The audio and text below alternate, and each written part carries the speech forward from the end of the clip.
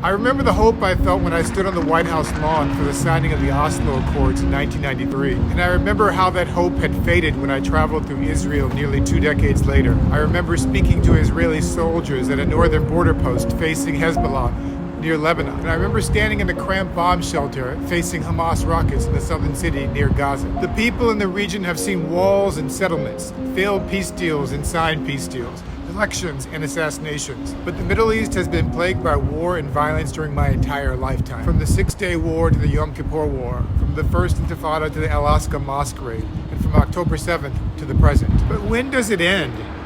Does anyone really believe that one more war will end terrorism? This cycle of violence will continue until we have a true and just peace. Yes, the innocent Palestinians who are not connected to Hamas have a right to a ceasefire. But this is not a permanent solution. It's a temporary solution to a long-term problem of 2.3 million people trapped by Israel and Egypt in a 25-mile-long strip in Gaza. Yes, the Israeli people have a right to be free of attacks from Hamas, but eliminating Hamas is only a temporary solution to a longer-term security problem. Even if Hamas is eliminated today, another group will rise from its ashes tomorrow. In fact, terrorists recruit from the families of those who have been killed by their adversaries. Until we commit to a just and sustainable resolution for all parties, all we're doing is putting band-aids on bullet wounds. Israel is not going anywhere. The Palestinians aren't going anywhere either. The only permanent solution in this region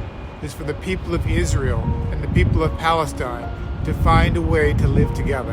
That means a two-state solution, which will require courageous leadership from Israel, Gaza, and Egypt, and skillful diplomacy from the UN, the Arab League, and the international community. I cannot imagine the pain and sorrow that the people of Israel and Gaza are feeling right now since the October 7th Hamas terrorist attack. I pray for the safe release of all Israeli hostages, and I pray for an immediate end to violence against the people in Gaza. I want to stop the anti-Semitism and Islamophobia which has risen since October 7th. I want the lives of innocent Palestinians to matter, just as the lives of innocent Israelis matter. War should be waged only as a last resort and fought in accordance with international law that prohibits collective punishment. Dr. King once distinguished between a negative peace, which he called the absence of tension, and a positive peace, which is the presence of justice. You cannot bomb your way to peace. You cannot kill your enemies and then expect peace. Peace is the way